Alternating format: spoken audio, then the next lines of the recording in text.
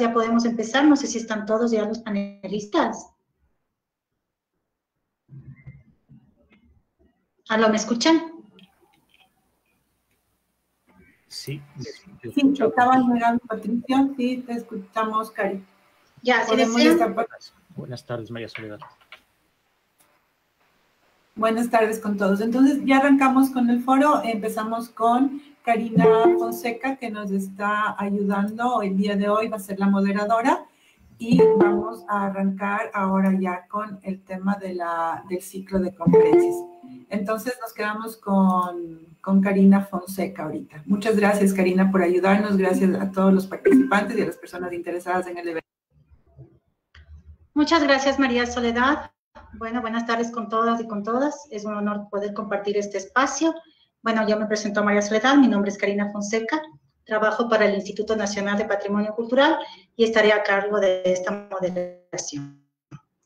Les doy bienvenida a esta primera de las 4 mesas denominada de la planificación, la ejecución y la conservación del patrimonio cultural. Este espacio es realizado gracias a la alianza entre el Gobierno Autónomo Municipal del Tena, el Instituto Nacional de Patrimonio Cultural y la Universidad Regional Amazónica IQIAM.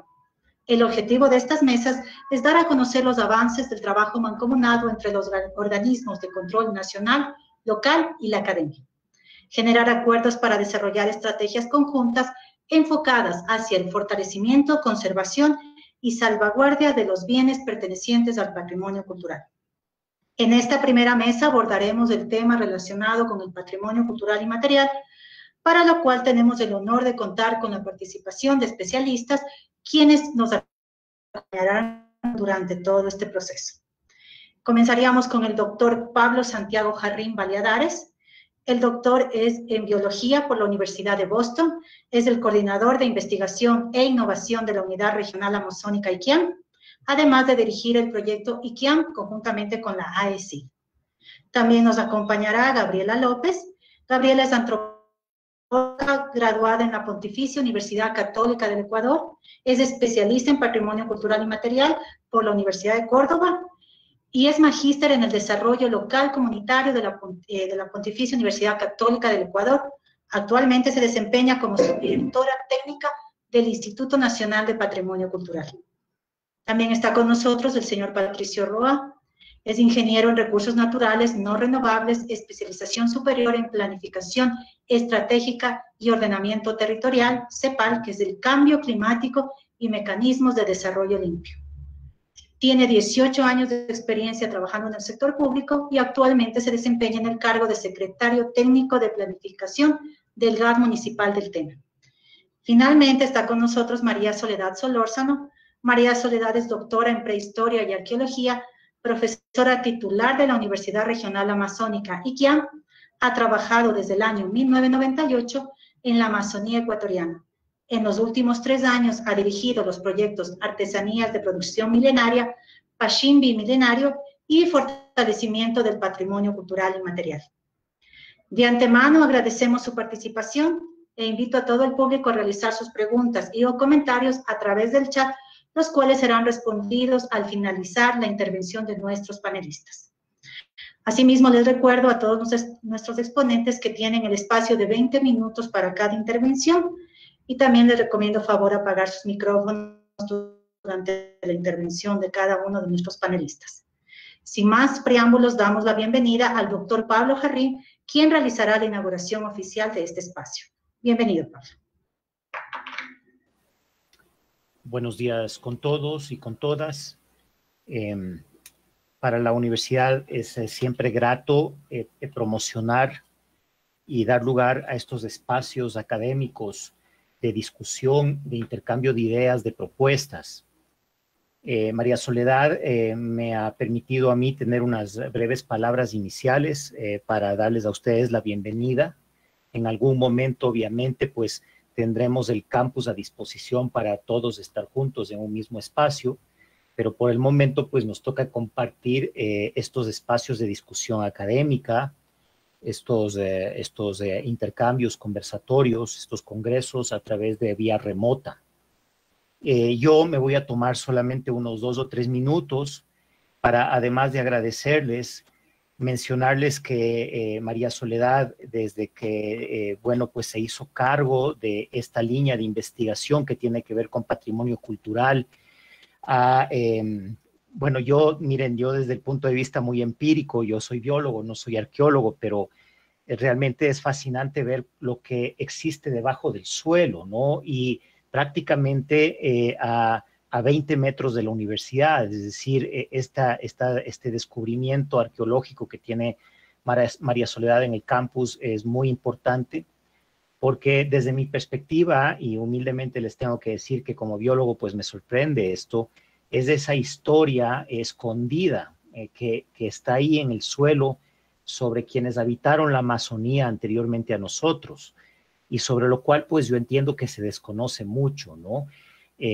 La Amazonía, y ustedes, bueno, esto es un poco hablar ya de cosas que todos sabemos, pero quisiera recordarles a todos que se pensaba que la Amazonía era un ambiente en donde el hombre prácticamente no había estado presente, cuando la realidad es que la Amazonía, lo que cuentan los árboles, lo que cuenta la vegetación, esos árboles que parecen sembrados, son bosques sembrados, esas estructuras escondidas en la Amazonía, que prácticamente son centros de desarrollo, incluso hay quienes dicen que eran centros urbanos prácticamente, y que se perdieron, es decir, ese pasado profundo de la humanidad, que es parte de nuestro patrimonio cultural, permanece aún por ser estudiado.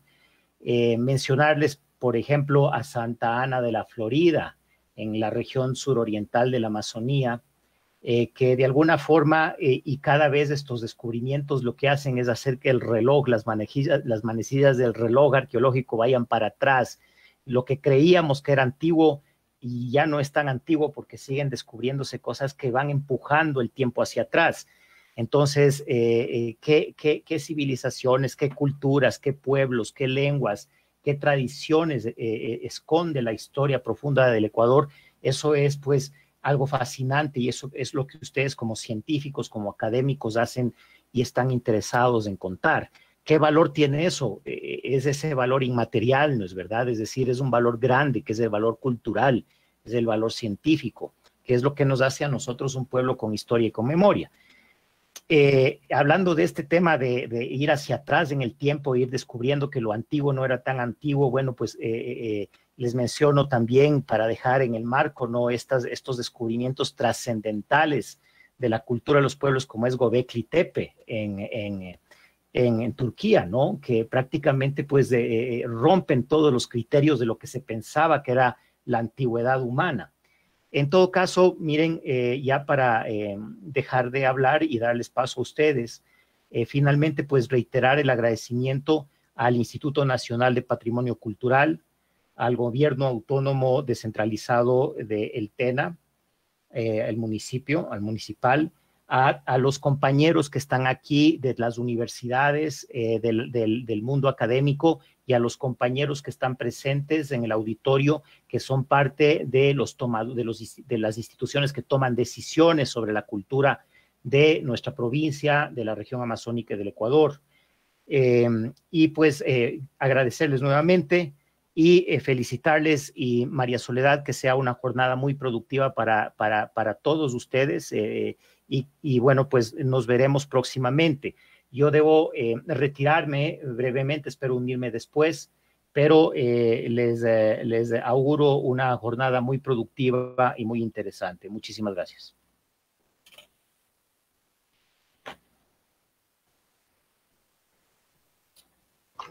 Muchas gracias, Pablo, también por la participación y esa invitación a este evento. También esperamos sea muy fructífero.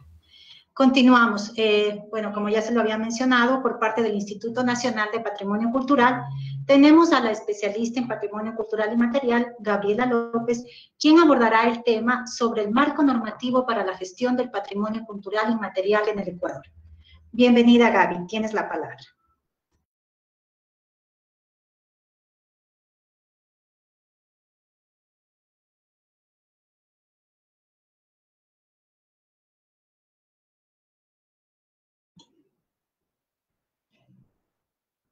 ¿Nos escuchas, Gaby?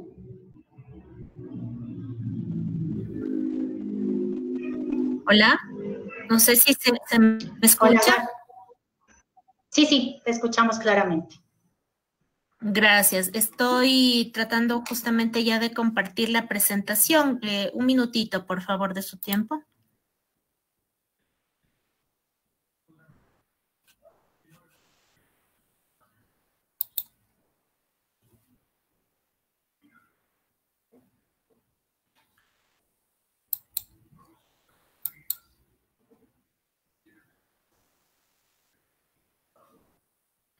¿Me pueden confirmar si se ve la presentación?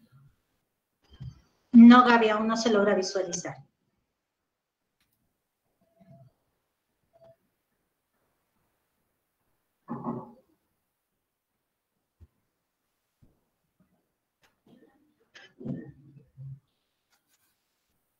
Ya está por iniciarse, Gaby. Ya. Listo, ya se la vi.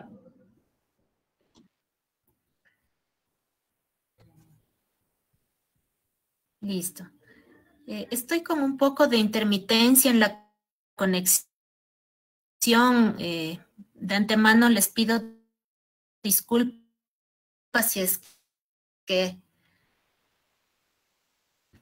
hay alguna interferencia o no puedo avanzar muy rápido, pero me parece que es la conexión. Para asimismo agradecer el espacio, gracias a la iniciativa que ha tenido ICIAM y a través del área de investigación a cargo de María Soledad Solórzano, para hacer este ciclo de conferencias. Justamente, digamos, este ejercicio que hemos hecho entre el gobierno municipal del Tena, el instituto y la universidad es una muestra de digamos, alianzas para poder actuar mancomunadamente en favor del patrimonio cultural es posible. Entonces, bueno, ya en los siguientes ciclos se verán resultados concretos de las acciones que se han venido trabajando y en el caso del instituto apoyando a través del contingente técnico. Y ahora, digamos, yo he preparado una breve presentación que trata de abordar lo más rápidamente posible el marco normativo que rige en el Ecuador para la salvaguardia del patrimonio cultural inmaterial. Bueno, hay que empezar teniendo un panorama general de cómo está la situación de nuestro patrimonio cultural actualmente en el sentido cuantitativo, si cabe el término, es decir, hay que tomar en cuenta que el Ecuador es un país mega diverso, multicultural, plurinacional, y en ese sentido, bueno, el registro o tener a cabalidad un inventario patrimonial es una tarea bastante compleja. Sin embargo, de aquello, todos los esfuerzos han apuntado hacia ir incrementando este inventario, este registro del patrimonio cultural, y actualmente tenemos justamente en esta base de información alrededor de 180,000 entre bienes y manifestaciones patrimoniales inventariadas a nivel nacional. A esto se suma un número también importante de elementos o bienes que están reconocidos desde el ámbito internacional como patrimonios mundiales. Desde la perspectiva del patrimonio cultural, tenemos a las ciudades de Quito, Cuenca y también el Capañán como sistema vial andino inscritos en la lista del Patrimonio Mundial de la UNESCO. Además de eso, tenemos dos elementos patrimonio documental de la memoria del mundo, y 3 patrimonios inmateriales de la humanidad inscritos asimismo en la lista representativa de la UNESCO de la Convención 2003, que son el patrimonio oral y las manifestaciones del pueblo zápara, las técnicas del tejido del sombrero de paja toquilla, las músicas de marimba, cantos y danzas tradicionales de la costa pacífica de Colombia y de la provincia de Esmeraldas en Ecuador. Y además 2 patrimonios naturales de la humanidad, como son las Islas Galápagos y el Parque Sangay. Sin embargo, la gestión y la coordinación del patrimonio natural la realiza el Ministerio del Ambiente. Bueno, hay un marco normativo global, general, que, digamos, es el que engloba y rige el accionar público frente a la protección del patrimonio cultural. Y digamos, en orden de la jerarquía de las normas está conformado por estos que son los instrumentos principales, ¿no? Obviamente, empezando por la Constitución Nacional, los instrumentos internacionales, el Código Orgánico Territorial de Autonomía y Descentralización, el COTAD, la Ley Orgánica de Cultura, el Código Integral Penal y un instrumento muy importante en el marco de la descentralización del Estado, como es la resolución de transferencia de competencias del patrimonio cultural hacia los gobiernos municipales. Lo importante, si cabe, digamos, resaltar en términos de los principios fundamentales que rigen dentro de la Constitución frente al patrimonio cultural, es principalmente el entendimiento y la visión de la cultura como un derecho. Esto es clave justamente para, digamos, el ejercicio de esa garantía del derecho a la cultura desde la gestión pública del patrimonio cultural, entendiendo justamente que los derechos son interdependientes y de igual jerarquía, dentro de los cuales pues ya se establece, se visibiliza y se afianza el derecho a la cultura, así como otros derechos que también están interconectados con y son, por ejemplo, los derechos colectivos de las comunidades, pueblos y nacionalidades y, por supuesto, el derecho de participación. Otro principio fundamental que atraviesa la gestión pública del patrimonio cultural o de su protección es la descentralización del Estado. Aquí, y ya lo había mencionado anteriormente, hubo ya todo un proceso a través del cual el Consejo Nacional de Competencias transfirió la competencia de preservar, mantener y difundir el patrimonio cultural hacia los gobiernos autónomos descentralizados del nivel municipal y metropolitano. Esto hace que se establezca un régimen de competencias con un modelo de gestión ya mucho más claro respecto al nivel de gobierno central o nacional y al nivel de gobierno local. Esto además permite justamente la planificación del desarrollo y el ordenamiento del territorio, incorporando la visión e incorporando el ámbito del patrimonio cultural. Y por supuesto, la Constitución Nacional pues aborda el ámbito más específico frente a la protección del patrimonio cultural y determina que esta protección es un deber primordial del Estado, pero además es una responsabilidad de los ciudadanos, es decir, que estamos hablando de corresponsabilidades frente a la protección de nuestros patrimonios culturales. Y también la Constitución ya establece y marca unas definiciones respecto a los elementos que conforman el patrimonio cultural, tanto material como inmaterial, y establece el Sistema Nacional de Cultura justamente como el marco institucional para la gestión pública del patrimonio cultural. Entrando un poco ya en lo que concierne a la Ley Orgánica de Cultura, voy a hablar de algunos de los elementos que son importantes frente a la protección del patrimonio y especialmente frente a la salvaguardia del patrimonio cultural inmaterial. Y hay que tomar en cuenta y de entrada justamente los dos grandes fines que tiene la Ley Orgánica de Cultura, que son primero, el salvaguardar el patrimonio cultural y su segunda finalidad, el incentivar la descentralización y la articulación intersectorial. Es así que la Ley de Cultura permite un ordenamiento del Sistema Nacional de Cultura y le da a su vez justamente unas características a través de dos subsistemas, el uno que es el subsistema de la memoria y el patrimonio cultural y otro subsistema que es el de artes e innovación. Entonces, en este marco justamente la gestión del patrimonio cultural, su protección, su salvaguardia se inscribe en el subsistema de memoria social y patrimonio cultural.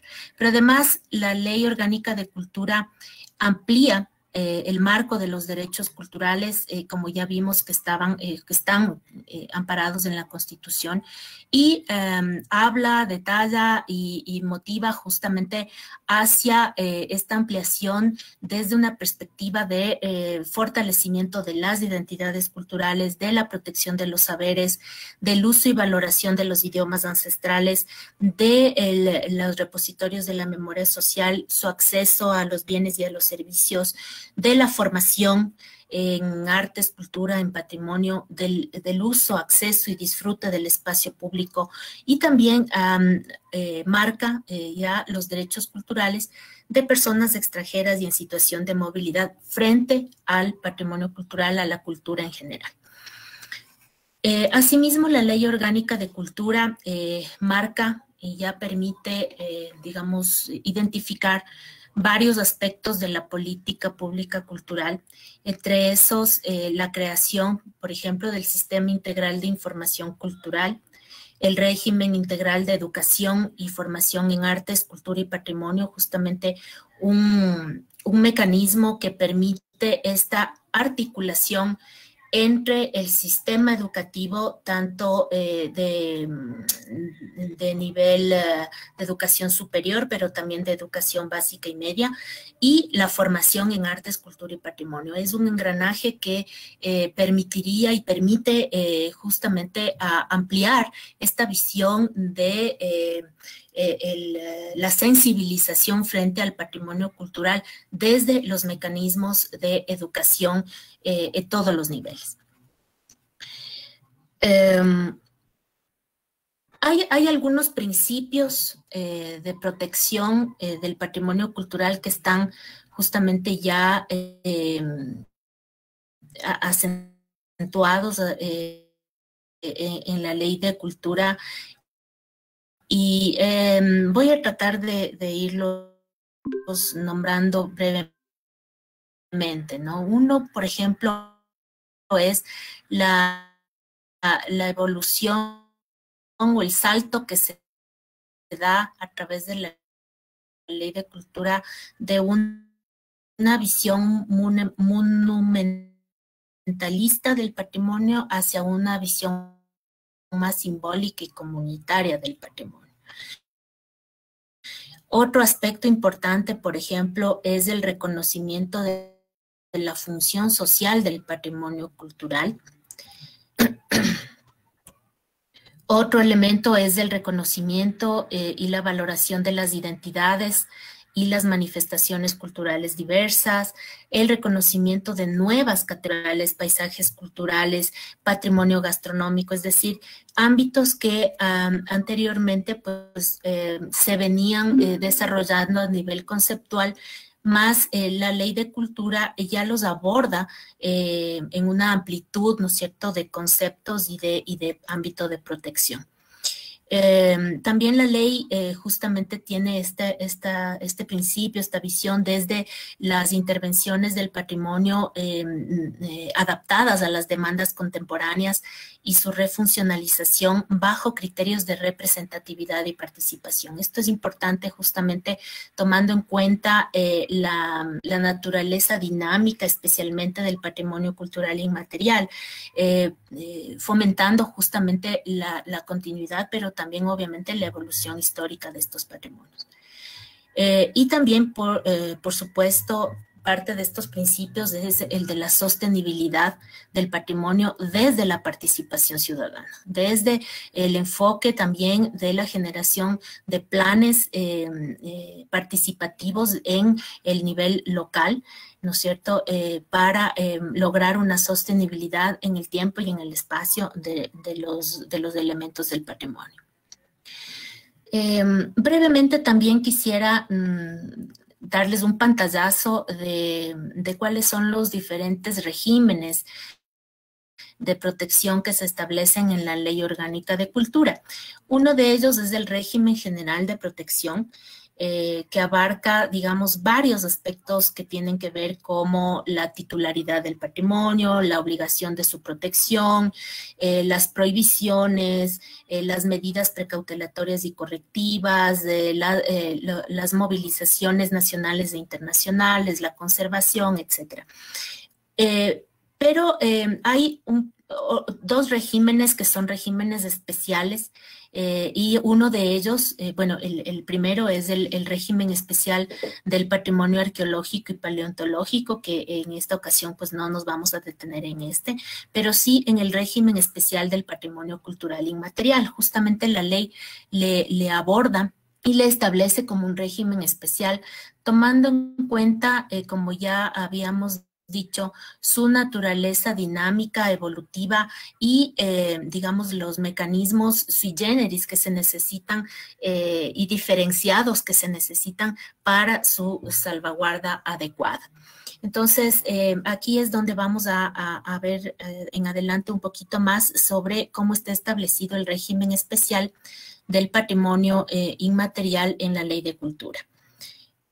Hay algunos criterios generales de entrada, ¿no es cierto?, que se establecen, y uno de ellos es que los diferentes ámbitos en los que se podría, digamos, identificar el patrimonio o clasificar, si cabe el término, el patrimonio inmaterial, tienen que estar acorde o de acuerdo a la realidad nacional. Esto es muy importante, justamente porque de aquí parte el cómo vamos a hacer un entendimiento más específico y más pormenorizado del patrimonio inmaterial del país. Otro elemento clave que ya lo he señalado ya en algunas ocasiones es el reconocimiento de su naturaleza dinámica y evolutiva. Esto es importante dado que al ser prácticas culturales como se establece en ese marco, estas cambian con el tiempo, se dinamizan, se perfeccionan, se modifican con el tiempo y de acuerdo a los contextos, ¿no? Entonces esto es importante tomarlo en cuenta. Pero también la ley establece una prohibición de arrogación de la titularidad de este patrimonio cultural, tomando en cuenta que le pertenece pues a todos los ecuatorianos, ¿no? Y también en ese sentido, en esa misma línea digamos, de este entendimiento del patrimonio común, es evitar la institucionalización de ese patrimonio cultural inmaterial. Es decir, que en la medida de lo posible siga siendo practicado, promovido, salvaguardado desde sus actores de base, es decir, desde las propias comunidades. También se establece en la ley, ya con mucha más claridad, un instrumento que es importante en la gestión del patrimonio cultural, sobre todo en la gestión desde lo público, que es el consentimiento libre, previo e informado de las comunidades. Esto también constituye una herramienta importante al momento del ejercicio de la participación frente a procesos de salvaguardia. Y obviamente hay una especial atención y una prioridad a la salvaguardia de los patrimonios inmateriales o esas manifestaciones que se encuentren en riesgo. También dentro de la ley encontramos algunos instrumentos de salvaguardia, como son el registro, que es el inventario del patrimonio inmaterial, el proceso de investigación, la lista representativa nacional y los planes de salvaguardia. Cada uno de estos ya tiene, digamos, sus particularidades en la normativa técnica que está también ya emitida para poder lograr, digamos, o poder ejecutar estos diferentes procesos e instrumentos de salvaguardia del PCI. Como les decía, hay una normativa específica para el patrimonio inmaterial. La una es, bueno, la normativa técnica que regula todos estos procesos, pero también hay un instrumento muy importante para esta gestión de la salvaguardia, que son los lineamientos de política pública para el patrimonio cultural inmaterial. Brevemente también, espero no estar yendo muy rápido, quería abordarlo lo más posible en esta presentación, pero seguramente luego habrán preguntas. Pero en términos conceptuales, el patrimonio cultural inmaterial se define de esta forma: son los usos, las representaciones, las expresiones, conocimientos y técnicas, junto con instrumentos, objetos, artefactos y espacios culturales que les son inherentes. Aquí hay algunos criterios que están inmersos, digamos, en este gran concepto, y uno de ellos es que estas manifestaciones tienen que ser reconocidas por las comunidades como parte integrante de su patrimonio cultural. Tienen que estar vigentes y además son recreadas constantemente en función de los contextos sociales y naturales, se transmiten de generación en generación e infunden un sentimiento de pertenencia e identidad, digamos, de una población, de una localidad. De acuerdo con la clasificación que se maneja actualmente, el patrimonio inmaterial tiene actualmente 6 ámbitos en los que se podría identificar o clasificar. Uno de ellos es el ámbito de las tradiciones y expresiones orales, el otro es el de las manifestaciones creativas, el de los usos sociales, rituales y actos festivos, el de los conocimientos y usos relacionados con la naturaleza y el universo, el de las técnicas artesanales tradicionales y el patrimonio alimentario como una categoría justamente que introduce la ley de cultura. A nivel del INPC, existe, digamos, ya un inventario patrimonial específico y especializado sobre patrimonio inmaterial a partir del año 2009, más o menos, que se ha ido permanente y paulatinamente alimentando e incrementando con nuevos registros o con actualizaciones de estos registros. En términos generales, podríamos hablar de alrededor de 7,000 o un poco más de manifestaciones que se encuentran como SIPSE, que es el Sistema de Información del Patrimonio Cultural del Ecuador. Y les invitamos igual a mirar las páginas si es que todavía no han podido ingresar y navegar un poco por este sistema.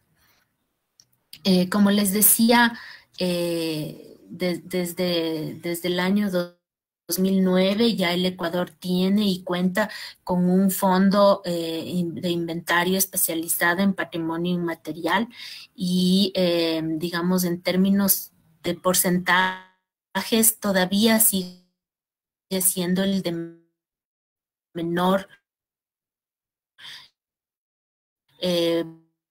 volumen, si cabe así, frente a los otros otros ámbitos que tienen, digamos, más elementos inventariados, ¿no? Obviamente esto por tradición histórica, institucional, etcétera, pero vemos que el registro del patrimonio inmaterial, ¿no? Entonces, como les decía, hay más de 7,000 manifestaciones que se encuentran registradas a nivel nacional. Para terminar, quisiera darles asimismo un breve pantallazo de cuáles son los principales aspectos que están rigiendo para la política de salvaguardia, que es un instrumento, como les decía, que está emitido desde el año 2017 y bajo el cual se han venido desarrollando diferentes acciones frente a la protección y a la salvaguardia del patrimonio inmaterial. Primero, entender que esta política tiene un enfoque de participación, o sea, ese es su gran paraguas, y frente a ello lo que pretende es generar patrimonio inmaterial. También, obviamente, la valoración de la función social del patrimonio inmaterial como promotor del desarrollo sostenible, lograr la participación protagónica y efectiva de portadores y comunidades. Y un enfoque interesante que tiene esta política es que se determina como no intervencionista en la dinámica cultural, pero sí decisiva en la generación de instrumentos de gestión descentralizada. Esto es importante justamente tomando en cuenta el gran paraguas de la participación protagónica, ¿no es cierto?, de los portadores, comunidades y obviamente también desde la gestión pública de los gobiernos locales, los más cercanos. Los tres grandes objetivos de la política de salvaguardia están direccionados hacia el fortalecimiento de capacidades locales, el potenciar el rol del patrimonio inmaterial como cohesionador social y promotor del desarrollo local, y obviamente mejorar las condiciones sociales y materiales de la transmisión de los saberes para posibilitar, mejorar o sostener la salvaguardia del patrimonio inmaterial. Para eso hay algunos principios rectores que están interrelacionados, interconectados y que son clave cada uno de ellos para poder justamente lograr y tener un proceso de salvaguardia armónico y atado, digamos, anclado hacia esta política y sus principios, ¿no? Entonces, el uno que es reiterativo, transversal, pero extremadamente importante es la participación de las comunidades portadores, la sustentabilidad de los procesos, la intersectorialidad, que justamente es la que va a permitir hacer estos engranajes con las planificaciones territoriales, locales y nacionales, el manejo ético tanto de la información como de los propios procesos, que es muy importante al momento de determinar la eficacia y la sostenibilidad de las gestiones de salvaguardia, la interculturalidad obviamente como un principio desde el enfoque del diálogo de saberes para empezar, y obviamente la corresponsabilidad de tanto de las entidades estatales como de la ciudadanía y los portadores en particular.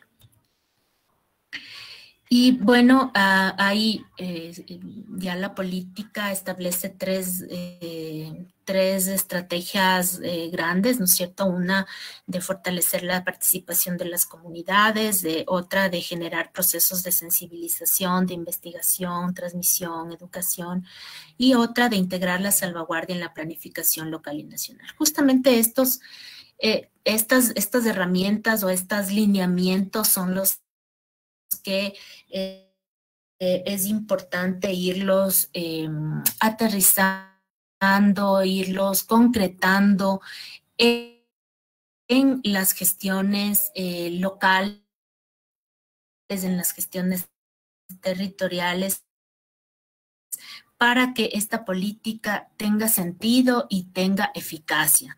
Y justamente creo que gran parte de lo que se ha hecho en esta mesa de trabajo interinstitucional entre el gobierno municipal municipal del TENA, la universidad y el propio Instituto de Patrimonio ha abonado y ha aportado a la articulación de estos procesos para,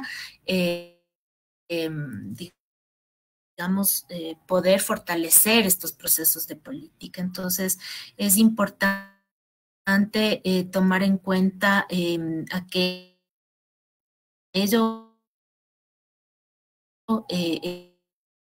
en el marco de las planificaciones territoriales, en la visión del propio desarrollo de la localidad, de la colectividad.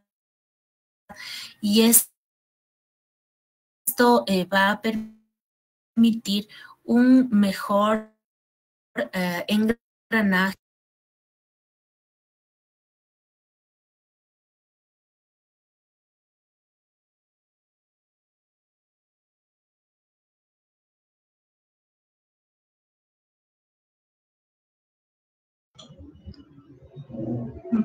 Parece que hay una interferencia, no sé si me escuchan.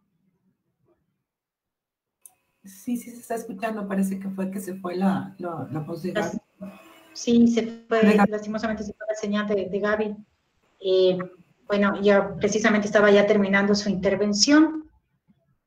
Creo que, bueno, pues creo que Gaby en lo que se logra conectar nuevamente, bueno, abordó, como vimos, Gaby, el tema de la normativa, específicamente hizo una breve explicación muy detallada de lo que es la Ley Orgánica de Cultura, lo que contempla las estrategias, como también dentro de esta Ley Orgánica de Cultura se encuentra como el régimen especial, tenemos al patrimonio cultural y material, desarrolló también los criterios, los ámbitos que forman parte del patrimonio cultural y material, y sobre todo la importancia de la articulación entre las instituciones también en el accionar para la generación de la política pública también y la gestión en la salvaguardia y conservación de los patrimonios.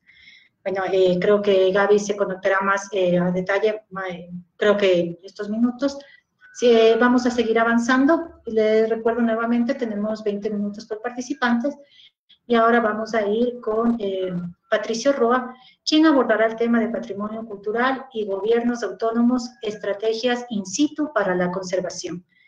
Bienvenido, Patricio, por favor, tienes la palabra.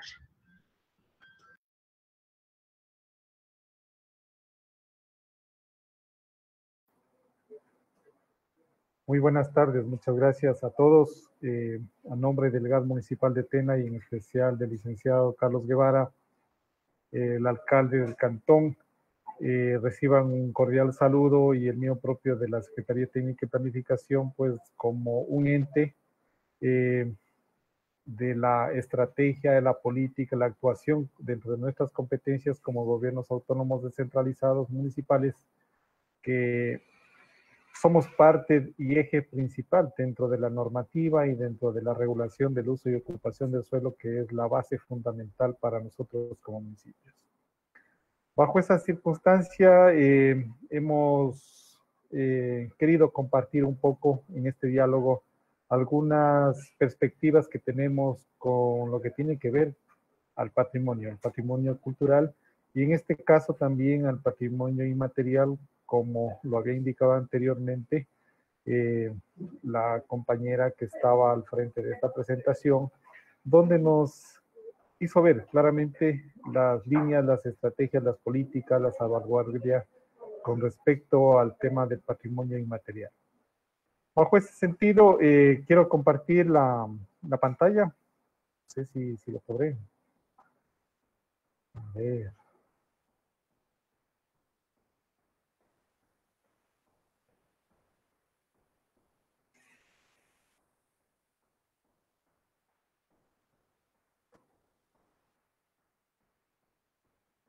No sé si me lo pueden indicar, que si están observándolo. Sí, sí se puede visualizar, Patricia. Bueno, primero nosotros hemos tomado un elemento fundamental dentro de nuestras competencias, conocer realmente lo que es la cultura y lo que es patrimonio. Y dentro de ello, la cultura como patrimonio y el patrimonio cultural.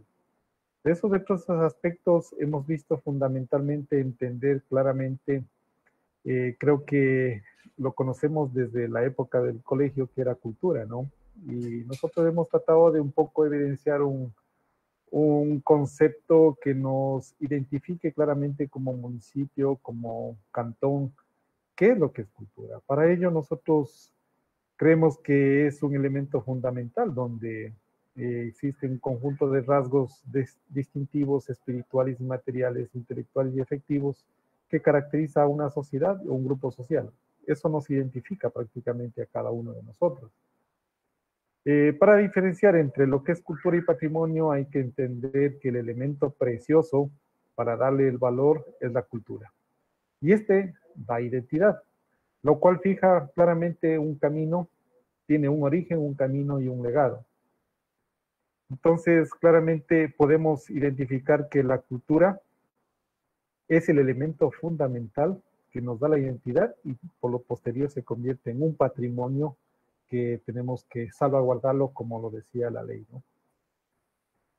Entendiéndose claramente el concepto de lo que es patrimonio cultural, se lo construyó tomando en consideración tres aspectos: el legado, la pertenencia y la memoria. Todas estas condiciones construidas a través de las generaciones a lo largo del tiempo, por la acumulación de huellas materiales e inmateriales cargadas de símbolos disponibles para todos. Representan la raíz de quiénes somos, de dónde venimos, la herencia común, nuestro entorno, los pensamientos, creencias, razones que han superado la temporalidad y el espacio y que se proyectan con un rostro común frente al resto del mundo.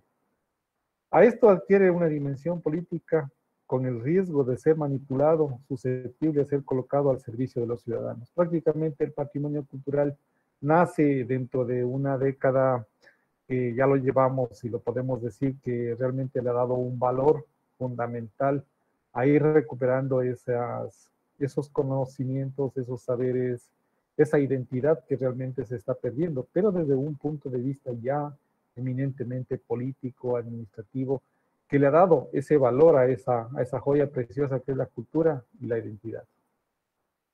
Bueno, conociendo claramente que nuestra memoria y la identidad cultural que tenemos, podemos ver claramente que tenemos la parte principal, ¿no? El idioma, la cultura, las costumbres, las tradiciones, y con ello vino un proceso que se dio por la revolución industrial, el ir explorando más allá. Empezamos a ver los trabajos de los primeros pioneros, luego las añoranzas que se van dando en el pasado, la inserción de maquinarias, etcétera. Todo ello ya queda como un conocimiento que no está tan documentado, pero sí que la memoria colectiva se ha ido perdiendo, ¿no? En el espacio y en el tiempo. Bajo todo ese paraguas, así de forma general, nosotros nos hemos enfocado claramente dentro del contexto legal como instituciones, como gobiernos locales, que establece claramente la Constitución, el Código Orgánico de Organización, Autonomía y Descentralización, COTAD, la Ley Orgánica de la Circunscripción Territorial Especial Amazónica, que habla mucho de cultura, de patrimonio natural, de conservación, de sostenibilidad, sustentabilidad, el Código de Planificación y Finanzas Públicas, que también es un componente esencial para la administración y el financiamiento, y dentro de ello la planificación. Tenemos la Ley Orgánica de Ordenamiento de Uso y Ocupación del Suelo, que prácticamente nos da el paraguas fundamental para todas las actividades, irlas regulando en el uso y ocupación del suelo sobre lo que está en la superficie de él. La Ley de Tierras, que prácticamente es la que sustenta, da un paraguas bastante amplio para la conservación de tierras, los legados, justamente a través de la identificación de las unidades productivas familiares, la conservación de las comunas, sus espacios, sus territorios. También tenemos la Ley de Participación Ciudadana, que es un componente esencial dentro de todo eje de la administración pública. Tenemos que vincular a la participación ciudadana como un eje decisorio dentro de las políticas públicas. La Ley de Cultura, pues prácticamente lo que acabábamos de ver con nuestra antecesora. La Ley de Seguridad Alimentaria, que pues garantiza la seguridad y la soberanía alimentaria. También tenemos la ordenanza 033-2016 que habla sobre el componente de participación ciudadana, la constitución de los consejos de planificación, los sistemas de planificación, las asambleas parroquiales, los cabildos, las audiencias, etcétera, que son mecanismos que realmente están instruidos bajo una norma, pero que nos implica también permitir que la ciudadanía sea parte en la toma de decisiones. Bueno, hemos tomado los ejes principales a través del plan, el plan Toda una Vida es ahora, no es el plan del Buen Vivir. El plan de desarrollo y ordenamiento territorial, tenemos un eje estratégico, un componente sociocultural, y el plan de gestión patrimonial que tenemos específicamente y que lo ha dado a nivel nacional, de acuerdo a la resolución 04 del 14 de mayo del 2015, y que se modificó también con la del 8 del 2015. Bueno, dentro de este contexto nosotros nos hemos basado claramente en aspectos fundamentales que nos establece como gobierno autónomo descentralizado el uso y ocupación del suelo. Y para ello hemos tomado la base legal que es justamente la LOTUS, la Ley Orgánica de la Planificación de la Extensión Territorial Especial Amazónica, la Ley de Tierras, que implica justamente tener esa definición claramente de lo que es el ordenamiento del territorio, que es establecer el plan de uso y gestión del suelo, los componentes estructurantes, los componentes urbanísticos, y de ello deriva una serie de planes urbanísticos, planes parciales, planes maestros, y ahí tenemos justamente los planes específicamente de patrimonio, de conservación, de mantenimiento, de conservación. Todo esto que hemos visto anteriormente se basa en lo que es el patrimonio natural y cultural. ¿Por qué? Porque estamos sobre una superficie donde encontramos la parte natural, que son todas las reservas, los monumentos naturales, los parques nacionales, etcétera.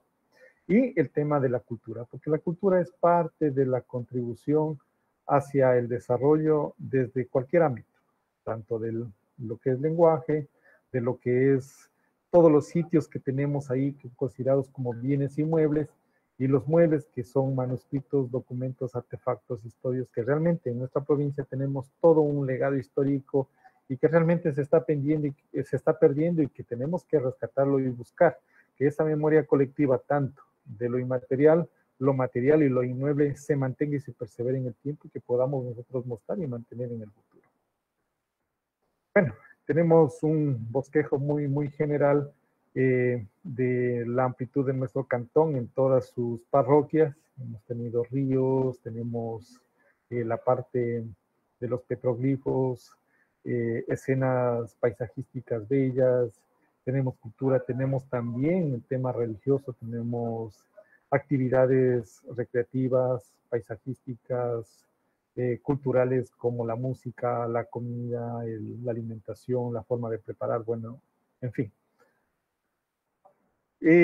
También hemos hecho un análisis desde el contexto de nuestro cantón, cómo vamos identificando ciertos parámetros y ciertas condiciones que se van encontrando en cada una de nuestras parroquias. Y con ello hemos tenido patrimonio inmaterial, muebles documentales, inmuebles, inclusive sitios arqueológicos. Por ejemplo, en el Aguano tenemos 4, en Chontapunta 2, en el Pano tenemos un sector donde mayormente hay una gran cantidad de atractivos naturales, petroglifos, en Puerto Misaguallí de igual manera, en Puerto Napo igual también un sinnúmero, en Tala, en Metena, que tienen toda una trayectoria y una herencia de movimiento de las culturas en todos estos aspectos en base a las condiciones también del paisaje natural. También hemos hecho una identificación del patrimonio material inmueble que realmente se está perdiendo y en algunos espacios prácticamente se están ya desapareciendo. Y con ello también nosotros hemos formulado una política clara de identificar estos, catastrarlos, preservarlos, conservarlos, darle una utilidad que realmente le esté dando una identidad clara a la ciudad de qué es cómo empezó, cómo va creciendo y cuáles son las perspectivas dentro de la planificación, tanto urbanística, tanto de desarrollo que pueden explotarse estos recursos y también preservarse en el tiempo. Bueno, también hemos tenido un régimen de propiedad de los bienes inmuebles. En total tenemos 10, de ellos 36% son de tipo particular, de orden público son 14 y de orden religioso tenemos una potencialidad enorme que es el 50%. Y es el cual nosotros también estamos apuntando como una de las bases y la esencia del crecimiento de nuestras ciudades. En ella, en el 2022, pues estamos cerca a celebrar los 100 años de la misión Josefina en el Cantón Tena, es decir, en la provincia de Napo y en la región, donde la misión Josefina tiene un legado, tiene una historia, tiene una tradición, tiene un conocimiento, tiene una riqueza documentada que realmente se está perdiendo y cual nosotros tenemos que aportar muchísimo ahí para poder rescatar lo más que se pueda de este sector. Tenemos también una distribución de los muebles, de los bienes inmuebles. Perdón, Patricio. ¿Sí? Perdón, Patricio, una aclaración, disculpa que interrumpa, pero no se está proyectando tu presentación. No sé qué ha pasado, pero no la podemos visualizar. De hecho, también están algunos comentarios señalando lo mismo. Me parece que Sacha Waisawasi está presentando. Creo que hay alguna confusión. La persona que de pronto esté compartiendo pantalla pueda detener la presentación para que Patricio la pueda compartir, porque no logramos visualizar. Ahí está tu presentación. Mil disculpas, sí, no, se empezó a compartir, ya controlé ese tema, gracias. Mil disculpas. No sé si lo ven. Si me informan si es que está visualizándose. Sí, correcto, ahora sí lo podemos ver. Ya, ¿en qué parte nos quedamos o algo no se pudo visualizar? Creo que estábamos aquí, creo que se empezó a perder. Sí, perfecto, hasta ahí quedamos. Y perdón, una aclaración, pero tenemos, por favor, hasta unos 3 minutos, por favor, porque debemos de continuar con la otra presentación. Entonces, sí, hago esta. Gracias. Sí, bueno, dentro de ello, como les decíamos, tenemos el 50% que es de orden religioso, particular 36% y el 14% de orden público. Tenemos un mapa de distribución, tenemos identificado, se ha levantado, se han registrado. Tenemos sitios arqueológicos, específicamente que no tienen que ver con petroglifos. Tenemos ya hecho todos los levantamientos, las áreas, que estamos también trabajando en una política para irlos ya identificando y haciendo un trabajo de preservación, conservación con incentivos. Tenemos patrimonio documental, que prácticamente en la parte de impresos es la mayor potencialidad que existe. Bueno, tratamos un poco de ver el patrimonio inmaterial, que es el motivo de esta charla, que realmente se están perdiendo, ya ha desaparecido una gran cantidad de personas que han trabajado en estos sectores y que han hecho una leyenda prácticamente y que realmente se ha perdido. Bueno, tenemos una serie de usos que se han dado, fiestas, rituales, usos sociales, etcétera, conocimientos de medicina, gastronomía, técnicas, saberes, etcétera. Pero en fin, la propuesta al final, que quiero demorarme un poquito en la vinculación, ¿no?, del patrimonio con la sociedad, cultura, el territorio y el ecoturismo como una economía sostenible a futuro. En la propuesta, como GAS municipal, tenemos un objetivo estratégico que establece claramente implementar procesos integrales de intervención para la preservación, conservación, mantenimiento, rehabilitación y salvaguardia y difusión del patrimonio cultural tangible e intangible, así como el patrimonio natural. Bajo de ello tenemos metas, tenemos proyectos específicos, vamos prácticamente a los proyectos, que la declaratoria de áreas de conservación, estudio de definición de protección de áreas de conservación, elaborar planes y espacios de verdes públicos, mejoramiento de los espacios públicos, rehabilitación del conjunto arquitectónico de Nueva Iglesia de Tala, rehabilitación del Teatro San José, delimitación de los sitios arqueológicos.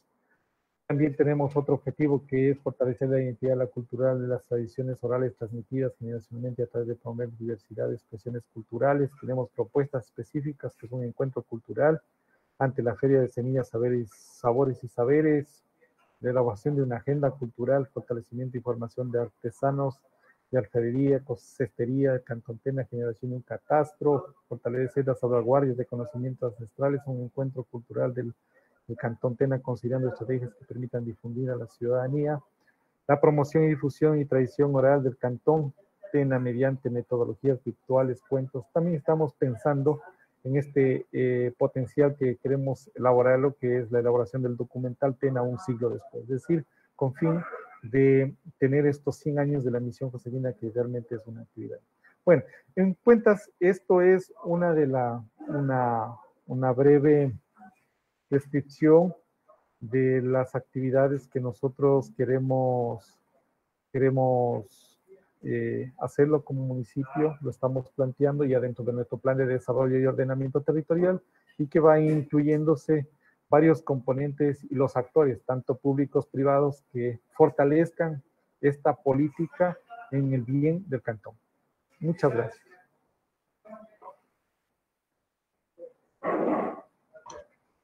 Muchísimas gracias, Patricio, por la intervención. Les recordamos que las preguntas las pueden hacer al finalizar la intervención de nuestros panelistas para que ellos después, más adelante, puedan ir solventando cualquier duda e inquietud. Bueno, finalmente continuamos con la participación de María Soledad Solórzano. María Soledad, por parte del ICIAM, estará tratando la temática Amazonía, Ciencia y Cultura. Bienvenida, María Soledad.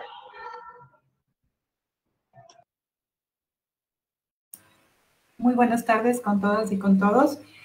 Muchísimas gracias por acompañarnos en este ciclo de conferencias, en este inicio de conferencias que estamos intentando llegar hacia todas las personas con un poco de lo que se está trabajando a nivel de lo que es patrimonio cultural en la provincia, ¿no? El trabajo fuerte lo están haciendo el GAT, de Tena, junto con el Instituto Nacional de Patrimonio Cultural, y nosotros estamos prácticamente insertándonos de a poco en las actividades que están haciendo. Lo que yo voy a hacer hoy día es hablarles un poco de lo que es la página web Amazonía, Ciencia y Cultura, que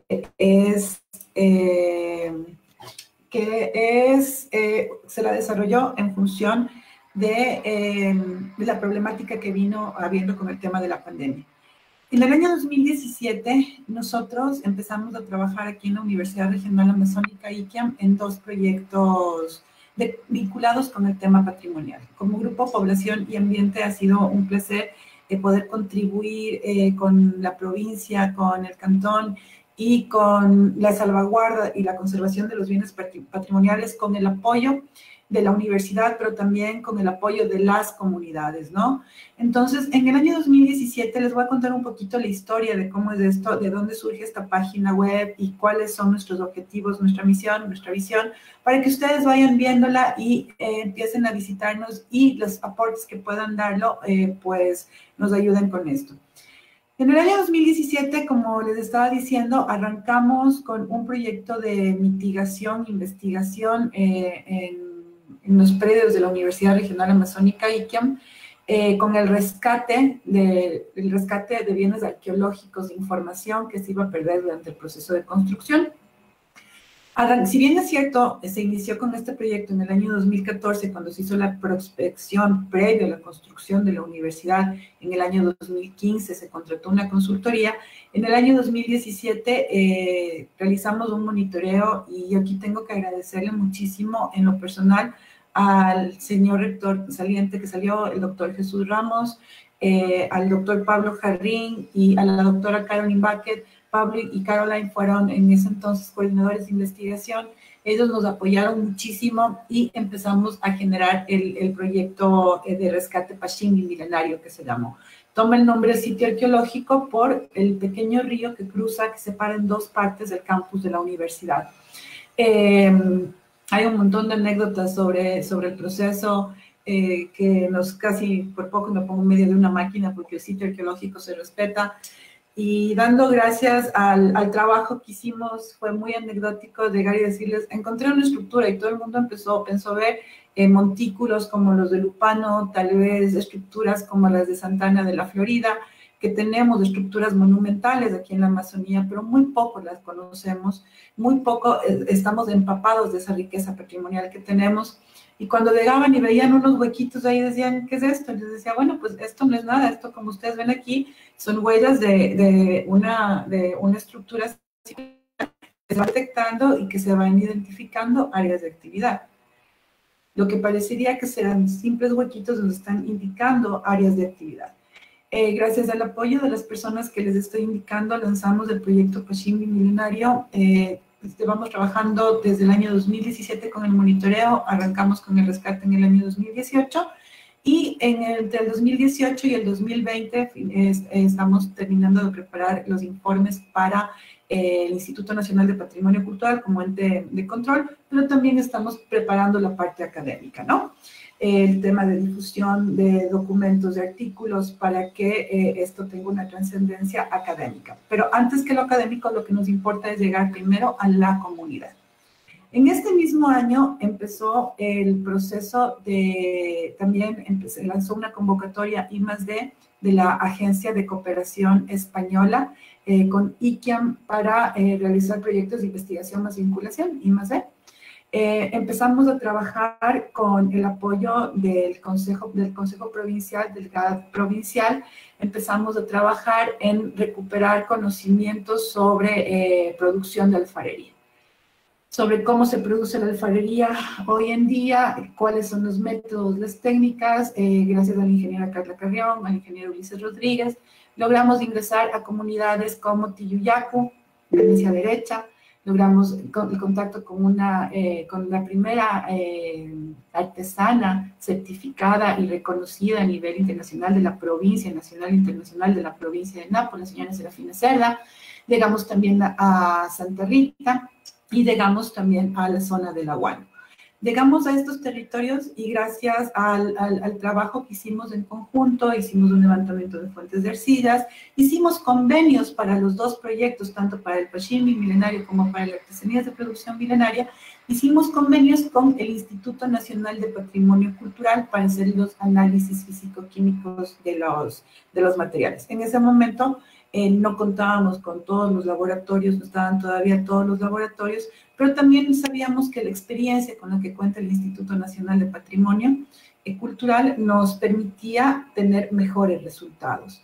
Entonces, en este contexto es importante entender cuál fue la primera alianza que lanzamos como universidad con el gobierno central, que fue el Instituto Nacional de Patrimonio Cultural. Empezamos a trabajar en conjunto, empezamos también a trabajar ¿cómo se llama?, en el registro de las fichas de las alfareras que tenemos, además de otros elementos. Entonces, cada uno de estos proyectos nos ha aportado para generar un nuevo proyecto que se llama hoy en día Fortalecimiento del Patrimonio Cultural. Porque nosotros sabemos, conocemos, entendemos que la provincia del Napo, la provincia del Napo, el Cantón Tena, y en realidad toda la Amazonía, tiene una riqueza cultural muy amplia, que tiene un legado histórico en donde lo occidental con lo prehispánico se fusionó y generó, me van a matar las personas que están entre el público, que veo que tengo muy queridas amigas que son arquitectas, pero es el equivalente, la cultura naporruna, la cultura canelo, la cultura, los descendientes de culturas originarias quichuaparlantes, son el equivalente a la Escuela Quiteña del Arte en lo que sería el patrimonio inmaterial del país. ¿En qué sentido? En el sentido que se fusionaron, a pesar de esta fusión y este uso del quichua como una lengua de contacto, como una lengua de comercio, como una lengua de dominación incluso, hizo que no se pierdan, sino que se mimeticen las tradiciones ancestrales, las tradiciones precontacto hispánico con las occidentales, tales como la religión o la vestimenta. Sin embargo, el tema de alimentación, uso de recursos ecosistémicos, producción de alfarería, que es con lo que yo trabajo principalmente, se mantiene presente en todas estas comunidades, generando una nueva identidad que, vuelvo e insisto, viene a ser un ícono en donde el pasado, el presente se fusionan con un sincretismo cultural que se viene a romper a partir de la década de los 70s, 80s con la reforma agraria, pero eso es tema de otra conferencia, ¿verdad?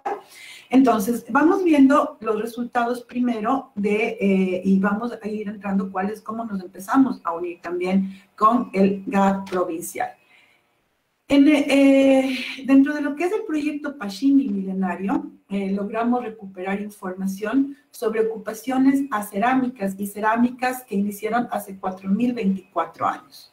Las primeras ocupaciones cerámicas y las primeras ocupaciones con evidencia de tierras negras las tenemos hace 1.466 años en la zona donde está ahora la Universidad Regional Amazónica ICAM. Logramos incorporar información de más de 5.000 años previos a la construcción de las instalaciones, viendo cómo este lugar donde hoy se construye, se emplaza el edificio del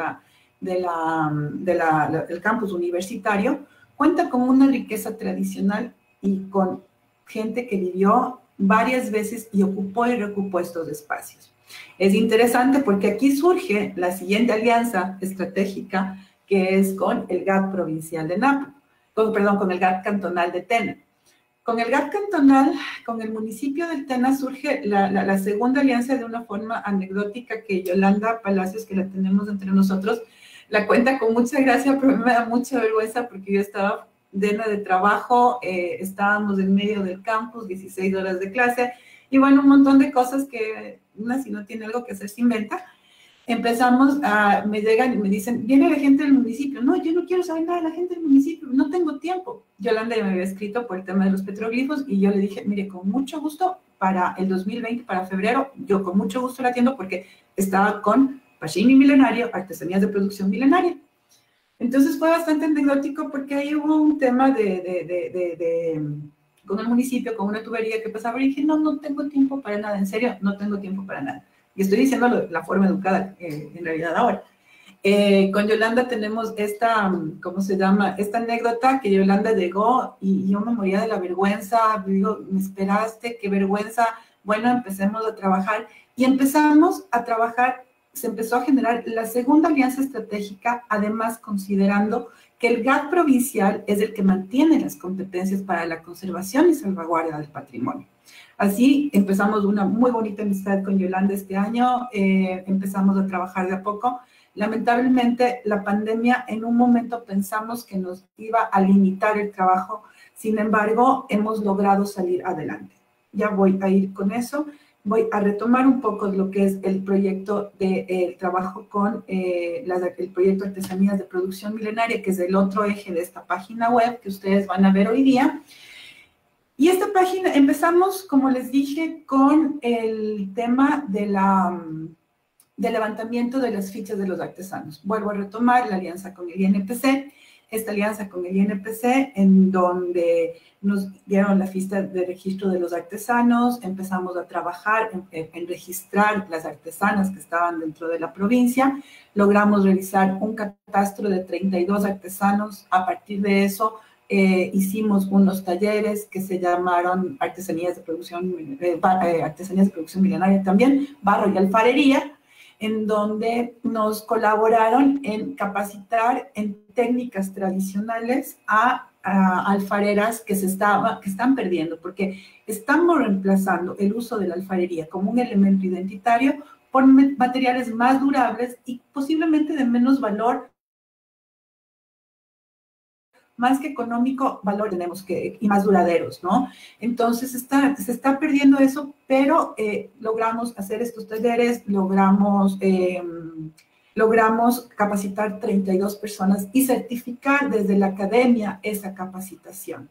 En este contexto surge el año pasado el proyecto Fortalecimiento del Patrimonio Cultural Inmaterial, y ahí sí ya fue junto con el Instituto Nacional de Patrimonio Cultural, empezaron ellos a desarrollar, nosotros les molestamos y les insistimos para lanzar el piloto desde aquí, para obtener la ficha de portadores de conocimientos ancestrales Y con esto estamos intentando tramitar el tema de conseguir una certificación de portadores de conocimientos ancestrales. Un querido colega de la SPOL, cuando le estaba diciendo, me dijo, oiga, lo que está certificando los saberes ancestrales. Le dije, no estamos certificando, lo que estamos es dando un incentivo a las comunidades para que estos conocimientos ancestrales no se pierdan. Estos conocimientos ancestrales, que me voy a permitir un minuto para decirlo, en esta pandemia nos han demostrado, aquí en la provincia, sin desmerecer a la medicina moderna, a la medicina tradicional, nos han demostrado que esos conocimientos ancestrales, esos conocimientos de uso de las plantas, esos conocimientos de recursos ecosistémicos han hecho que las personas que son descendientes de sociedades antiguas aquí en la provincia, quichuaparlantes, hayan tenido mejores tasas de recuperación a inicios de la pandemia utilizando su medicina tradicional. O sea, si nosotros nos ponemos a ver esa es una riqueza que es propia de estas comunidades, pero que si la modernidad va a seguir ingresando y vamos a seguir pensando que la modernidad es lo bueno y que lo local no está tan bien, se van a seguir perdiendo, ¿ok? Entonces, terminado esto, empezamos, la idea de la certificación es que nos empoderemos, nos apoderemos de esos conocimientos y lo valoremos. La ciencia occidental, la ciencia no occidental, son dos formas de aprender la realidad y tenemos que, en el lugar donde estamos, aprender a coexistir y a observar que esa fusión es lo que a la Amazonía ecuatoriana le hace única y especial en relación al resto del planeta. Bueno, entonces estamos trabajando con la certificación de conocimientos ancestrales. Esta certificación que lo que busca es dar un reconocimiento, nuevamente, valga la redundancia, a las personas que han luchado con mantener esas tradiciones vivas. Tenemos en la ficha que ustedes tienen aquí, la ficha de la señora Serafina Cerda, que fue, el trabajo de ella es muy reconocido y puedo decir lo que fue la inspiración para que nazca el proyecto Artesanías de Producción Milenaria. Y a pesar de que no trabajamos durante la primera fase con ella, porque la ficha de inventario de ella ya estaba realizada, ya estaba todo listo, sin embargo, para la certificación es una de las personas que ya contamos con su ficha y que tenemos que empezar a tramitar el proceso de certificación. Tenemos, voy a proceder ahorita a presentarles la página que es Amazonía, Ciencia y Cultura, que me voy a permitir compartirles esta página.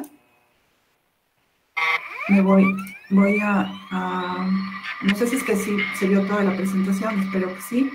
Voy a compartir la ventana de la página Amazonía, Ciencia y Cultura, que es esta página que en medio de la pandemia la desarrollamos.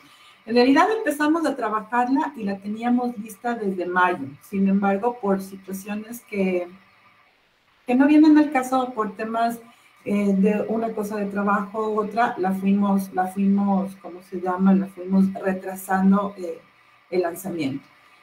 En esta página web nosotros queremos sistematizar no solamente estos dos proyectos que ustedes les presentamos, sino queremos que sea una herramienta para la provincia, una herramienta para el cantón, para las personas que quieran trabajar, que quieran aportar con sus conocimientos, que quieran colocar su información aquí, puedan difundir. A través de esta página la hemos realizado con el apoyo de la Cooperación Española, porque es parte del proyecto Fortalecimiento del Patrimonio Cultural y el Gobierno del TENA. Lo hemos hecho en conjunto, el Grupo de Investigación Población y Ambiente de la Universidad Regional Amazónica ICAM, con gente del Instituto Nacional de Patrimonio Cultural y con personas del GAC provincial.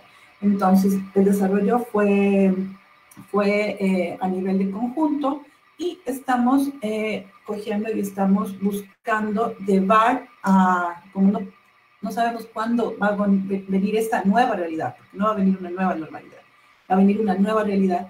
Queremos que la provincia se conozca y se conozca la riqueza que tenemos, las personas que habitan, esa parte de ese patrimonio cultural, lo queremos presentar aquí. Entonces, tenemos que la página es muy sencilla. Me van a disculpar porque la conexión es un poco lenta porque estoy transmitiendo. Entonces, tenemos los principales ejes con los que se maneja.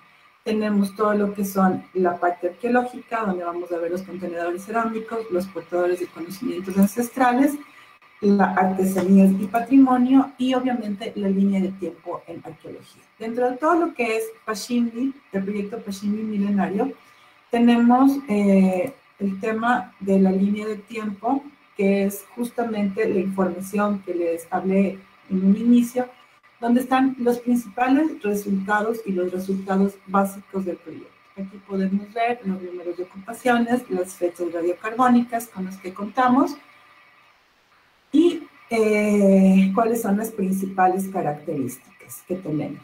Dentro de esta página también encontramos las fichas de los objetos arqueológicos con los que se encontraron dentro del proyecto Pashindi Milenario, que se restauraron y que reposan en el CIPSE del cual Gaby López había hablado en un principio en la primera conferencia que nos dio. Entonces, nosotros estamos enlazados también, tenemos las fichas, están a partir del ResearchGates, pero se tiene también el acceso a los objetos arqueológicos. Los documentos científicos con los que tenemos, los documentos resultantes, básicamente hasta el momento los resultantes de la alianza INPC-ICAM a través del convenio que se firmó en el año 2017. Dentro de lo que es el tema de artesanías, tenemos las fichas de portadores de conocimiento. Para fin de año, uno de los compromisos es tener todas las alfareras con las que hemos trabajado, tenerlas registradas. Ha sido un poco más difícil por el tema, la pandemia sí nos ha limitado muchas cosas, y aquí viene un agradecimiento especial a la señora Serafina Cerda nuevamente, que nos abrió las puertas de su casa para permitirnos abrir la ficha, a las personas de Tijuyacu, a la gente de Tijuyacu, que Zoraida, la señora Alicia y Zoraida, que nos permitieron que vía correo electrónico, vía WhatsApp, fuimos cogiendo, organizando las fichas de estas personas, de esta comunidad.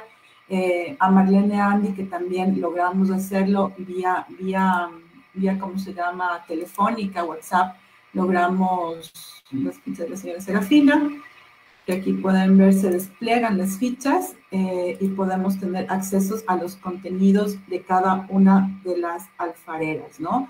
Estas fichas fueron realizadas por las señoras. En el caso de la señora Serafina Cerda, ella misma revisó con su familia, una hermosa familia además, y en el caso de lo que fue Tijuyacu, le agradecemos mucho a Zoraida Licui, que nos ayudó con el trabajo de la revisión.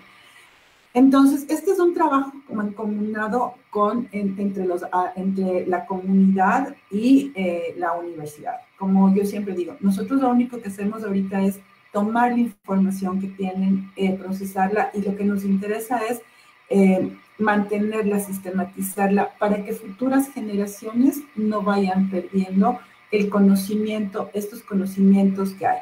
Yo desde la alfarería, hay otros colegas que están dentro de la gastronomía de ICAM, otras personas que están trabajando a nivel de lo que es todo el geoparque, pero la universidad en general tiene un compromiso con el tema del patrimonio cultural, material e inmaterial, y también con el patrimonio natural, porque estamos conscientes de la riqueza que tenemos aquí.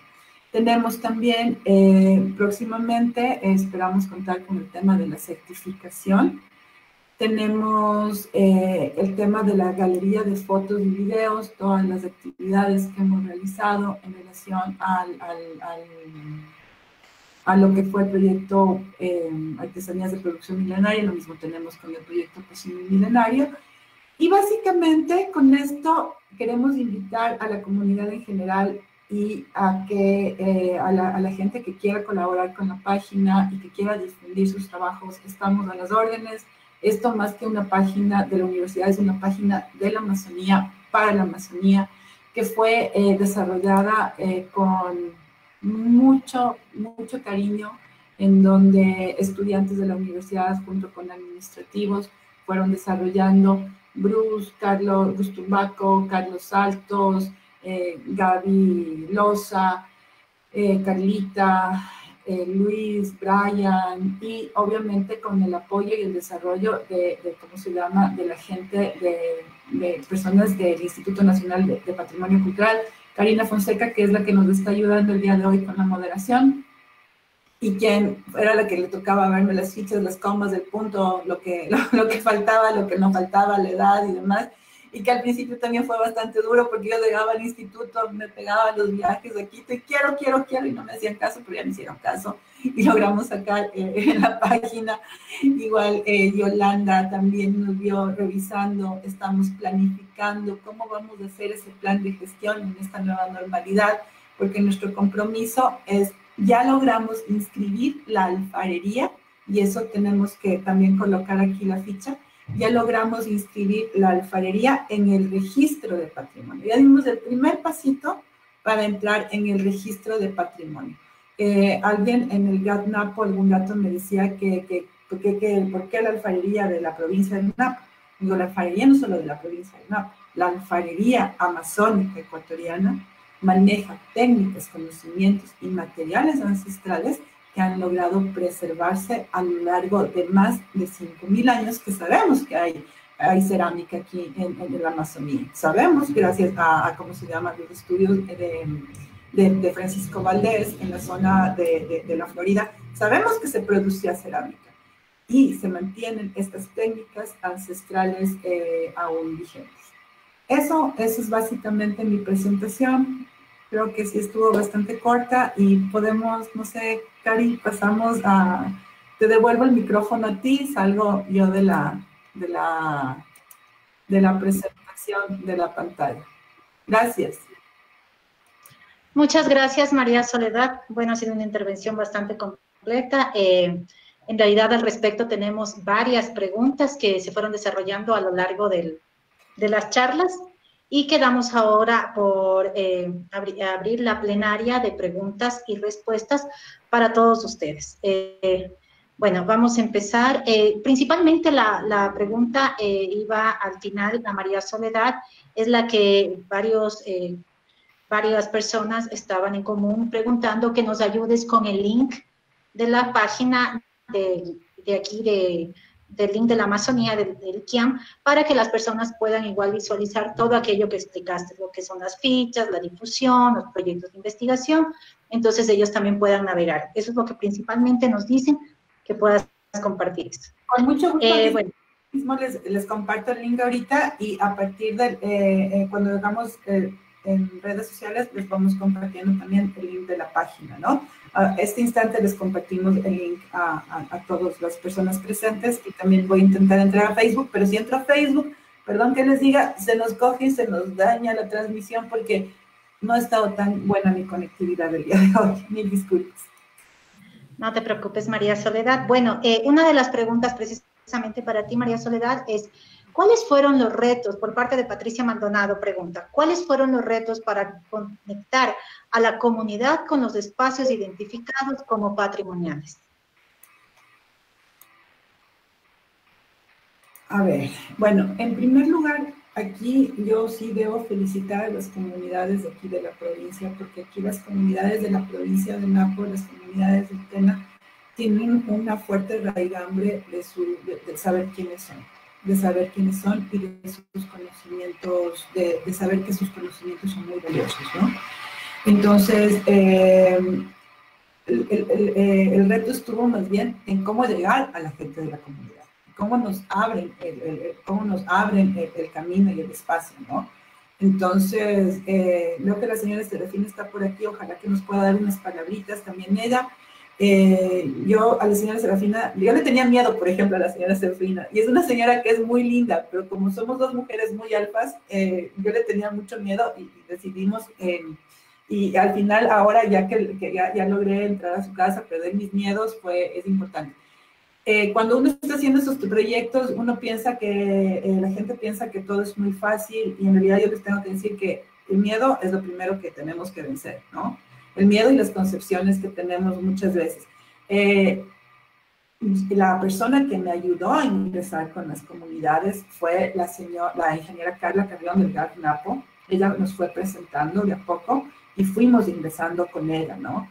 El trabajo, nosotros nos anclamos en el trabajo que tenía el gobierno, ¿cómo se llama? Autónomo, el gobierno autónomo provincial de la provincia de Napo. Nosotros nos fuimos anclando con ellos y el reto principal creo que fue vencer el miedo que uno tiene a quedar mal, de hacer malas cosas, ¿no? El miedo a no poder dar la talla, porque las personas de aquí tienen, vuelvo y repito, saben, las personas que aún mantienen vigentes sus conocimientos ancestrales, saben la importancia de estos, saben la importancia que es el conservar, el preservar estos conocimientos ancestrales, ¿no? Entonces, eso fue, y siempre hablar por delante con las cosas creo que fue una de las mejores estrategias que pudimos hacer, ¿no? Y el proyecto Pashimbi también nos ayudó a abrirnos bastante con la comunidad, porque en cambio en arqueología es más fácil, porque estás trabajando con la gente día a día, compartes más y llegas a tener ciertas amistades y vas compartiendo más con la gente, ¿no? No como cuando era asistente, que era mucho más fácil, ya como director de proyectos es un poco más complejo, pero el trabajar todo el día con respeto a las comunidades y venciendo los miedos, creo que es lo más importante. Bueno, sí, la verdad que ha sido un trabajo muy participativo, como María Soledad lo mencionó. Este trabajo que también ha contado, lógicamente, con la colaboración del Instituto Nacional de Patrimonio Cultural, y María Soledad, en efecto, le puso mucho cariño, mucho énfasis al tema, sobre todo, del registro de los portadores de saberes. De hecho, a través de la universidad, son unos pioneros en ustedes sacarlos en el sitio web. Ha sido un trabajo realmente de algún tiempo, son procesos, y nos da muchísimo gusto, pero sobre todo a aquellas de las portadoras, en este caso de saberes, que puedan tener también este reconocimiento, ¿no? O sea, y como bien lo mencionaste, el tema de la certificación es un tema de visibilización y de reconocimiento a los saberes, ¿no? Entonces, intentamos también desde el instituto poder hacer este reconocimiento, en este caso a las portadoras. Bueno, tenemos muchas felicitaciones, también te agradecen mucho, María Soledad, el trabajo, la participación, la entrega. Tenemos otras preguntas que nos han llevado también por Facebook. Esto es para Gaby. Nos dicen, desde Andrés Tola Álvarez, dice saludos cordiales. ¿En dónde y en qué normativa se pueden encontrar los requisitos para que se pueda declarar algo como patrimonio cultural inmaterial? Gaby, no sé si nos estás escuchando. Bueno, en todo caso, si Gaby tiene, creo que aún presenta algún problema de conexión, puedo dar yo respuesta a esta pregunta. Bueno, como les comenté, yo trabajo en el Instituto Nacional de Patrimonio Cultural, estoy en el área de gestión del patrimonio cultural inmaterial, y específicamente trabajamos en el tema de lo que son las declaratorias. A partir de la Ley Orgánica de Cultura, en el 2016, cambia la figura de declaratoria por la incorporación en las listas representativas. De esta manera, respondiendo a tu pregunta, podemos encontrar en la normativa técnica que se emitió en el 2018, esto está en el registro oficial, pero a su vez también te puedes comunicar con el Instituto Nacional de Patrimonio Cultural a través de nuestros correos electrónicos, de nuestra página web. Bueno, yo puedo dejar también mi correo electrónico aquí para lo que son preguntas relacionadas específicamente al patrimonio inmaterial, tanto Gaby, que también es la especialista. Tenemos varios criterios para un reconocimiento de una manifestación cultural en la lista representativa. Primeramente, debe de cumplir con los criterios de valoración establecidos en la normativa técnica, y en lo cual Gaby fue bastante detallista para poder detallar uno a uno, ¿no? Tiene que haber representatividad en la comunidad, un reconocimiento, tiene que haber la transferencia de generación en generación, tiene que estar sujeto a los criterios del buen vivir, no tiene que tener ninguna afectación, es decir, nada que vaya contra los derechos del medio ambiente, los derechos humanos, los derechos animales, y especialmente que genere esto también, ¿no? La participación y la cohesión social.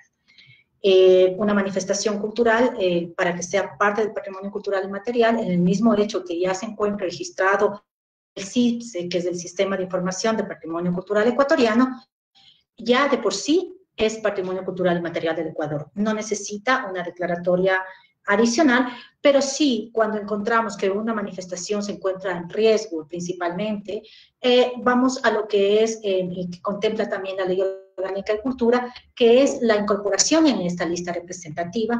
Para la incorporación de esta lista representativa, no solo cumple con todos estos criterios de valoración, asimismo que debe constar en el inventario CIPSE, sino que adicional se debe de realizar el trabajo de un expediente técnico. Este expediente técnico está conjuntamente acompañado de un plan de salvaguardia, que es un plan de gestión. Tanto el expediente técnico como deben de ser de manera participativa. Estos deben de elaborarse y trabajarse con las comunidades, no pueden hacerlo independientemente. Pero asimismo, esto es como es parte de las competencias de los GATS, entonces son en este caso el GAT municipal del Tena, si fuese en el caso del Cantón Tena, debe de trabajar conjuntamente con la comunidad que está también solicitando esta incorporación en esta lista. No pueden actuar de manera separada, sino muy vinculantes, precisamente para la sostenibilidad de esta manifestación y que vaya en favor de la salvaguardia y del mejorar la calidad de vida de las comunidades. Entonces, primero debe de haber el interés de participación por parte de las comunidades, conjuntamente con el GAT, hacer la solicitud al Instituto Nacional de Patrimonio Cultural, indicando que se desea postular esta manifestación hacia la lista representativa, con un breve resumen indicando en qué consiste esta participación y por qué ustedes consideran importante que forme parte de la lista representativa nacional del patrimonio cultural inmaterial. Bueno, voy a seguir con las preguntas. No sé, en el caso del GAT municipal, me gustaría un poco conocer también, dentro de sus planes de ordenamiento territorial, ustedes ya tienen asignados algún tipo de presupuestos o cómo se van a trabajar, sobre todo frente a la nueva realidad que estamos manejando frente al COVID. Sí, desde el GAT se han contemplado algunas estrategias y cómo se va a trabajar conjuntamente con las comunidades y también con el Instituto Nacional de Patrimonio Cultural. Este caso sería para Patricio.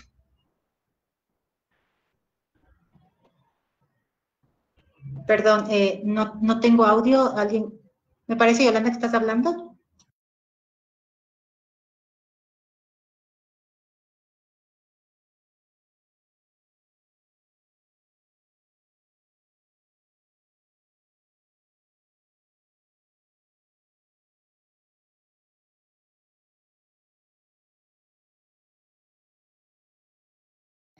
Qué pena, Yolanda, no sé si solo soy yo o no se te escucha. Pueden de pronto escucharle a Yolanda, porque lastimosamente yo no tengo el audio, no la puedo escuchar.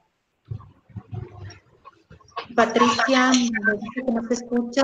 Ahí empezamos a oír un breve retorno, o no sé si eso es María Soledad, pero no se le escucha.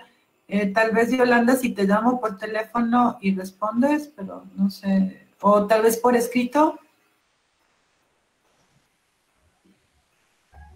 Perfecto, lo va a hacer por escrito.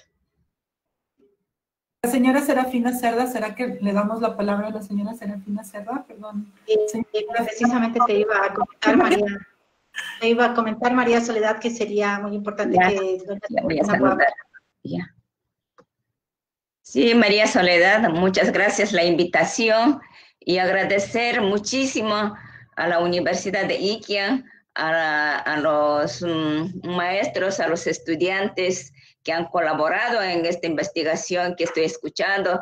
Para mí, como una de las ceramistas de arte ancestral, estoy escuchando, me siento mucho alegría de ver de que nuestras cerámicas aquí en la Amazonía y tanto aquí en la provincia de Napo no fueron investigados.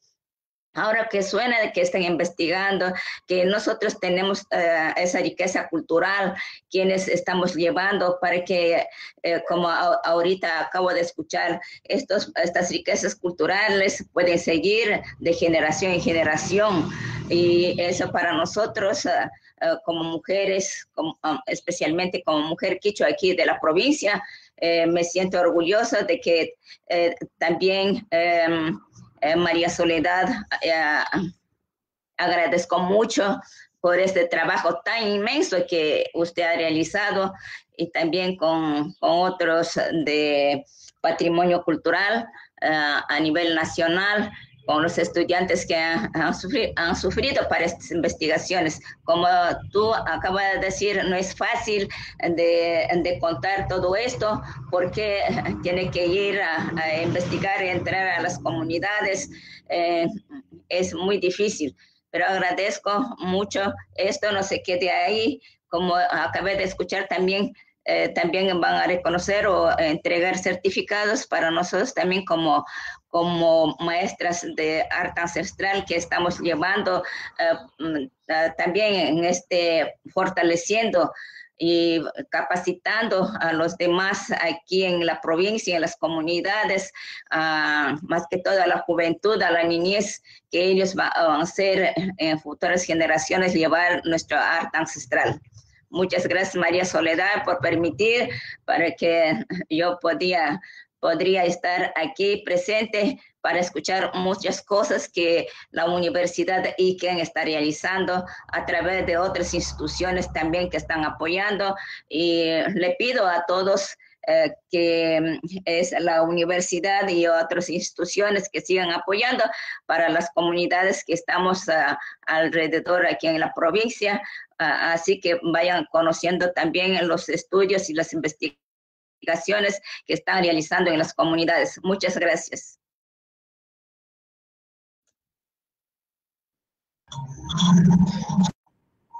Muchas gracias, señora Serafina. Bueno, en lo particular pude también leer la ficha y ahora ya la puedo conocer personalmente. Realmente la ficha de portadoras de saberes sé que podría englobar muchísimo más, pero son tantos los conocimientos y un merecido reconocimiento, valga la pena la redundancia, a ustedes por sus saberes, por mantenerlos, por transmitir a sus hijos, a sus nietos, a los primos, a los tíos. Es precisamente quien sostiene el patrimonio cultural y materiales, son ustedes las dueñas y los dueños de los conocimientos, las portadoras. Sin ellos no habría patrimonio material. Esto no lo hace ninguna institución, esto no lo hacen ni fundaciones, ni organizaciones, esto solamente lo sostienen las propias comunidades. Bueno, felicitaciones nuevamente, esperemos ya hacer las certificaciones, está trabajando un instituto en ello, y bueno, también ha sido una parte de nuestro compromiso, que sepan que sí lo vamos a poder realizar, hacer esta certificación, que le estaremos trabajando también con María Soledad. No sé, Yolanda, ahora sí sale la pregunta, dice, desde el GAD municipal de Tena, dentro del PDOT, se ha contemplado estrategias para la salvaguardia del patrimonio cultural, no solo el tangible, sino el intangible, aspecto por el cual se ha determinado un presupuesto para desarrollar proyectos relacionados con la protección de este patrimonio. Otro aspecto es alianzas entre instituciones públicas y privadas. En esta etapa de COVID se quiere generar elementos importantes para la difusión de los saberes y los conocimientos ancestrales. Me parece súper importante porque esta fue la pregunta que habíamos realizado y que, bueno, Yolanda también nos está comentando cómo desde el PDOT sí se contempla, ¿no? Y de hecho, bueno, en una presentación también de Patricio, se encontró también, tanto en el patrimonio natural que el patrimonio cultural, que se había también hecho desde sus PDOTs, el tema también de la conservación de los bienes inmuebles, y también del patrimonio inmaterial. Y bueno, pues sí, es importante generar frente al COVID, nuevas estrategias en la difusión y los saberes de los conocimientos ancestrales. Estos espacios también, ahora que nos han tocado a través de estas plataformas virtuales, también nos permiten transmitir estos conocimientos y de alguna manera también llegar a espacios que antes no llegábamos ya más de manera presencial. Y felicitamos también al gobierno descentralizado del TENA por el interés, por la gestión realizada en la conservación y la salvaguardia de los patrimonios.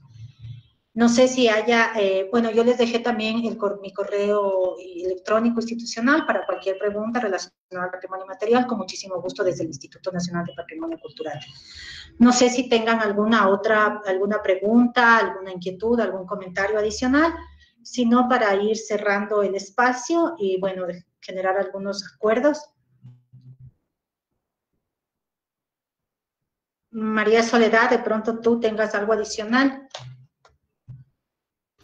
No, solamente agradecerles a todos. Gracias, Karina, gracias por habernos acompañado. Gracias porque Cari está de vacaciones y en realidad es un compromiso muy grande de la gente del Instituto Nacional del Patrimonio Cultural. Todos creo que nos caracterizamos las antropólogas por ser muy entregadas a nuestro trabajo. Karina nos está ayudando y gracias, Cari, agradecerte públicamente. Gracias, señora Serafina, por acompañarnos, Yolanda, a Gaby. Esperemos que estar a la altura en los siguientes eventos. Tenemos panelistas. Me voy a permitir, para que tú cierres, me voy a permitir invitarles nuevamente a la reunión que tenemos de paisajes culturales. Esta semana la tenemos, ahí voy a ser la moderadora yo. Nos va a acompañar Álvaro Mora, Guillermo Geló, nos va a acompañar Carlos León por parte de INPC, si no estoy mal, Carlos Ruiz por parte del GATENA. Y la próxima semana también es una semana que va a estar básicamente, ICAM no va a estar sino solo como moderador en unas par de mesas. Tenemos la próxima semana el eje que va a ser con turismo, comunidad y arqueología, en donde van a hablarnos sobre la importancia de la delimitación de sitios arqueológicos, el inventario de sitios arqueológicos. Y el día jueves 3, tenemos la participación, tenemos también otra mesa, las mesas son de ponentes de súper lujo, todos, gente que muy querida y muy comprometida. Va a estar Juan Carlos Vaca, va a estar Yolanda en la mesa de cierre y una Olguita, una amiga en común, que gracias, Olguita, por las felicitaciones, la arquitecta Dora Wolson, que esperamos que nos acompañen, la arquitecta Dorita Wolson. Todos los que trabajamos en patrimonio sabemos quiénes son Olguita Wolson y Dora Arízaga. La arquitecta Dorita Arízaga es la que nos va a acompañar. Y muchísimas gracias a todos y todos. Gracias, Karina, gracias por el compromiso. Ahorita sí estamos un poco más dedicados, pero tengan un poquito de paciencia. Ha sido bastante difícil sacar por el tema de tiempo y el COVID ahorita nos está...